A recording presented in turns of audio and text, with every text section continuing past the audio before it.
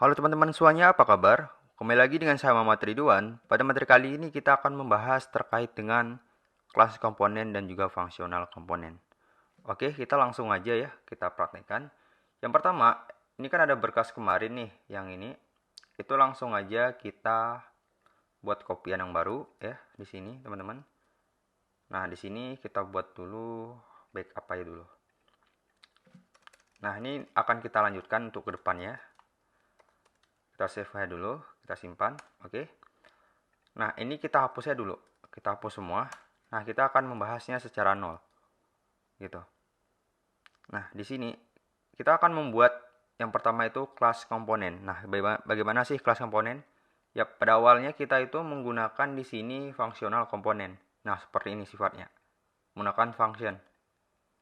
Nah, tapi di sini kita akan mencoba yang kelas komponen. Nah, pertama-tama teman-teman itu buat dulu pertama import ya.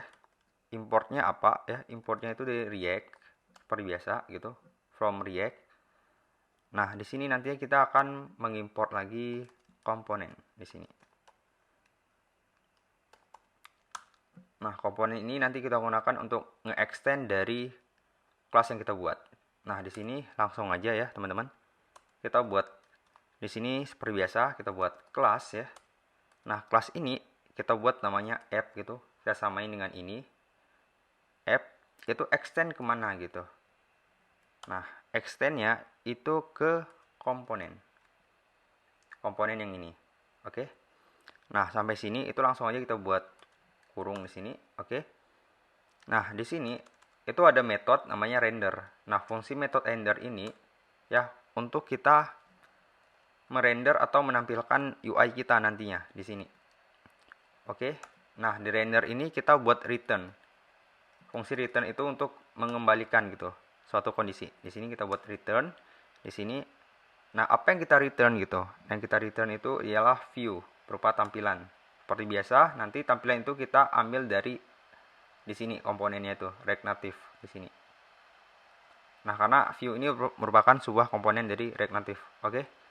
Nah, langsung aja misalnya kita buat di sini teks gitu sebagai awalan dulu. Kita buat hello world gitu. Di sini, oke. Nah, jangan lupa teks ini kita import juga dari sini, dari React Native. Nah, coba kita running terlebih dahulu. Sebelum kita running, alangkah baiknya ini kita ekspor dulu ya, seperti ini juga ya, export default. Agar bisa ditangkap nantinya di sini. Di sini, oke teman-teman. Kita ambil dari di sini nih, dari app folder ini. Dari file ini. Oke. Langsung aja ya kita buat export default ya di sini.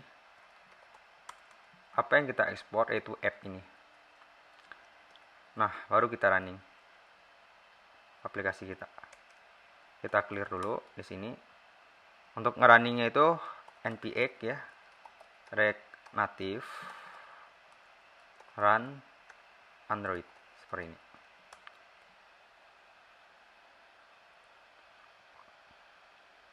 Kita tunggu aja prosesnya.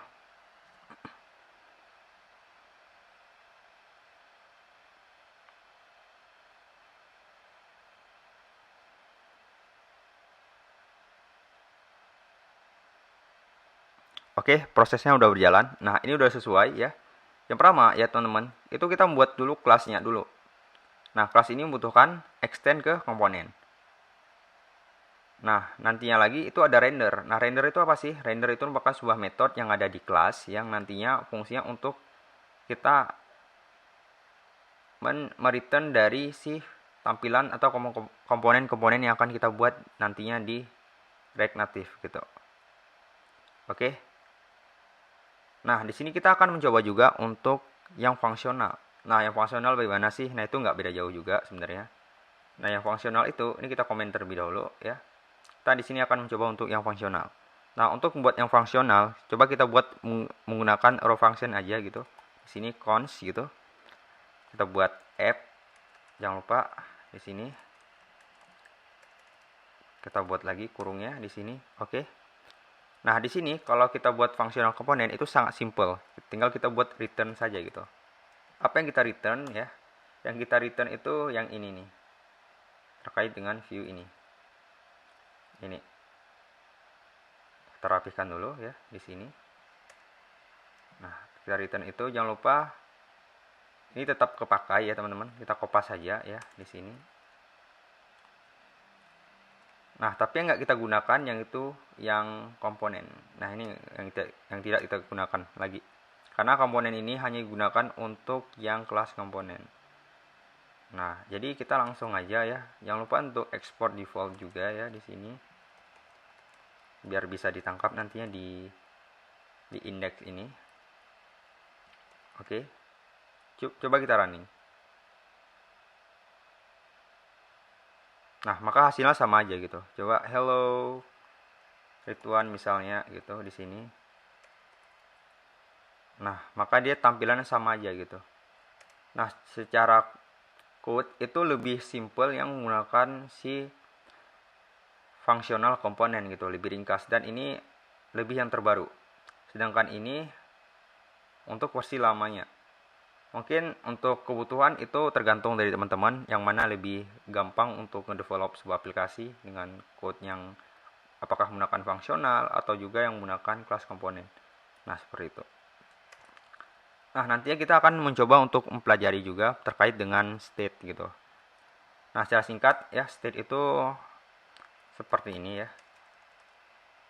Cons kita buat array dulu ya. Di sini misal kayak name. Nah, ada set name di sini. Nah, di sini nanti kita akan buat sebuah nilai juga nanti. Di sini jangan lupa untuk kita panggil dulu use state-nya. Kita import dari sini, dari React ini. Dan di sini kita akan buat nilainya apa di sini. Ada parameter yang harus kita isi. Nah, initial value-nya itu apa? Value pertamanya. Gitu. Nah, nanti ini kita akan bahas secara spesifik di episode yang kedepannya gitu. Nah, tapi nggak apa-apa kita bahas sedikit aja di sini. Nah, di sini misalnya, nah ini bisa kita panggil name ini, gitu. Nah, maka hasilnya sama aja. Misalnya saya buat gini misalnya, ini. Nah, maka dia akan sesuai dengan ada isi di sini. Nah, ini akan kita bahas secara spesifik baik di fungsional dan juga di kelas komponen gitu. Oke teman-teman semuanya, sampai sini saja. Kalau bermanfaat bisa di subscribe dan juga di like. Oke, sekian, terima kasih.